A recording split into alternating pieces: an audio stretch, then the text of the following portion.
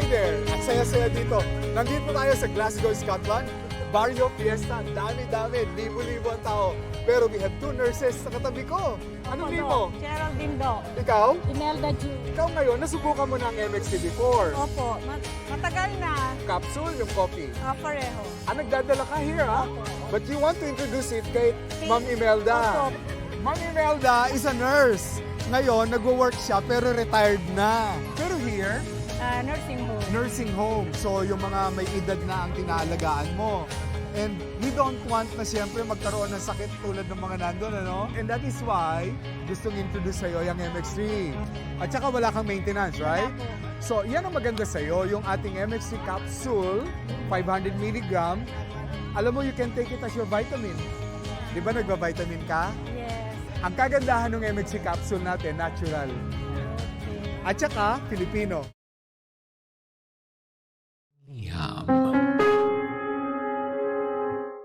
Mahal kong Lindsay.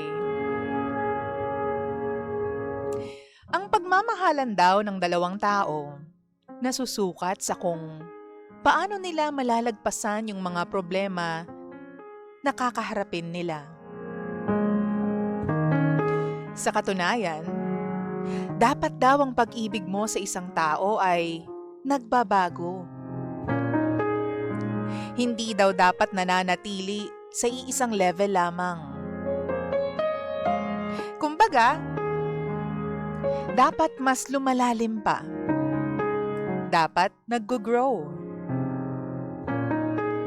Nadaragdagan habang tumatagal.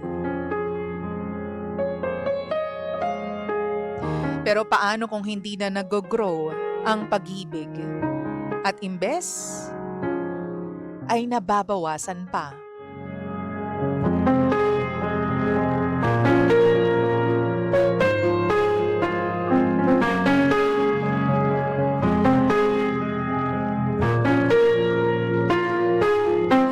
DJ Lindsay, ako nga po pala si Victor. Kailan lang nalaman ko na may ginagawang hindi kagandahan ang aking asawa. Nagbago lahat ng pagtingin at paniniwala ko sa kanya. Almost 9 years na kaming kasal at never naging issue ang third party sa pagsasama namin. Okay kami financially, stable, at even yung intimacy, wala kaming problema. Maayos naman ang lahat. And then one day, chinek ko yung dati niyang cellphone na ang sabi niya ay hindi na niya ginagamit. Naka-login pa pala doon yung isang account niya. Doon ko nakita, DJ Lindsay, na meron siyang kausap na isang lalaki na nakilala niya online. Someone na nakasama niya rin pala sa fieldwork noon. Itong lalaki na ito, successful and well-established ang buhay. Nung una, normal lang naman yung usapan nila sa trabaho. Nothing suspicious. Pero habang tumatagal, napansin ko na yung mga usapan nila ay nagiging personal na. The guy started complimenting the looks of my wife. Lalo na yung mga postings niya na panay pictures niya. Doon na po ako naging uncomfortable.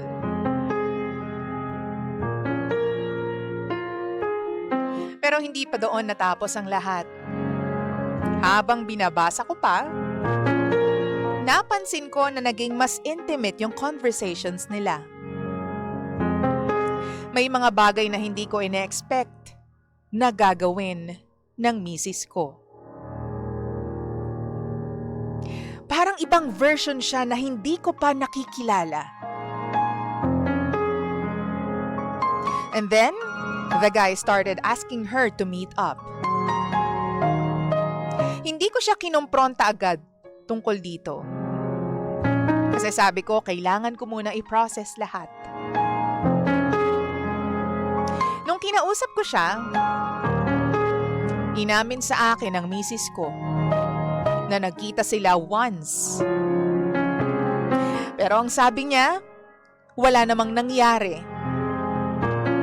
In fact, nag-guilty daw siya sa ginawa niya. DJ Lindsay, meron kaming 2 anak, and I always believe na strong kami as a family. She apologized, promised na it would never happen again. At ang sabi niya pa tinigilan niya na raw yung pag-uusap nilang dalawa. I tried to hold on, DJ Lindsay. Gusto kong ayusin yung pagsasama namin. Pero after a few weeks, meron ulit akong nakita na hindi ko in-expect. Doon ko na-realize na kahit pinutol niya na yung connection, parang hindi pa rin siya totally naka-move on from the guy. Doon ako tuluyang nadurog. Nakita ko na hanggang ngayon, yung photos nila nung lalaki, nandun pa rin nakasave sa computer niya. Hindi ko alam kung bakit ayaw niyang burahin. DJ Lindsay, durog na durog ako sa tuwing nakikita ko yung pag-akbay ng lalaki sa kanya. Ibig sabihin kasi nito, hindi lang sila isang beses na nagkita. She was lying. At hindi ko alam kung ilang beses na siyang nagsinungaling sa akin. Hindi ko na siya kinompronta pa ulit. Wala na akong lakas para gawin pa yun. Parang sapat na yung mga nakita ko para maintindihan ko ang lahat.